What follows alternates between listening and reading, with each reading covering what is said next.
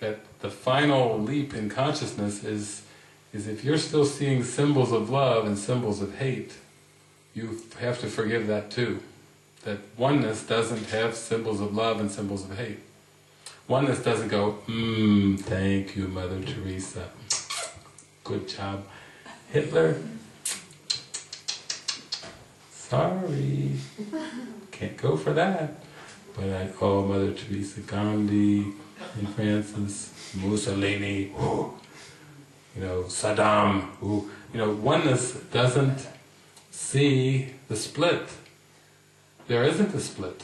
If love is all there is, then everything is love. Not every form, because again we're talking about not pantheism, but when you have a unified perception, then you don't have symbols of love and symbols of hate. It can't be so that oneness still divides up the world and says, oh, thank you to the loving symbols and too bad to the hateful symbols. David, would you even see it as distortions of love in your state, or is it like you leave that behind also? It's like... Yeah, you do have to leave all distortions behind. So as soon as you start to release your mind of judgment, you do become more telepathic, and there's been great stories of empaths. Some of you might have seen Tom Cruise's movie Minority Report, with the empaths and everything,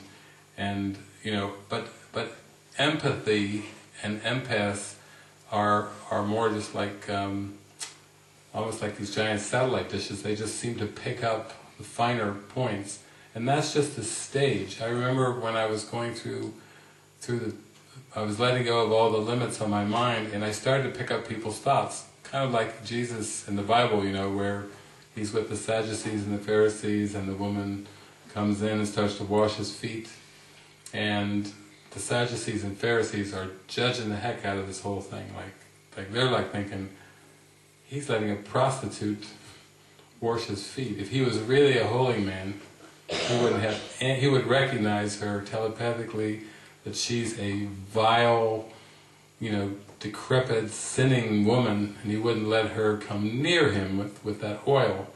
And Jesus is just seeing her heart, of how she's doing everything to transform. She doesn't have the fancy words that the Pharisees, the Sadducees had, but he can see her heart, and he lets her continue. And then he turns it into a teaching session and scares them a little bit, because he starts talking about, their thoughts, which are just these private thoughts, as a symbol. He wasn't that he was hating them, but he was pointing out their hypocrisy.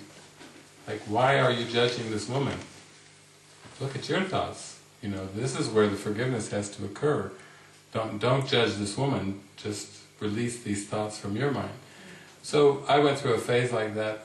I went down to a hunting lodge one time in Kentucky, and I was going through one of these real telepathic phases, and I thought I would just go down and lay in my room and have a little meditation, and the people on the outside, they had a lot of fears and doubts, and I was like in my room, laying on the bed, like I was feeling every thought they were having, every emotion, thinking, oh, this is really restful. Like, yeah, you pick up every judgmental thought in the universe and you're like, oh, damn it, where is this going?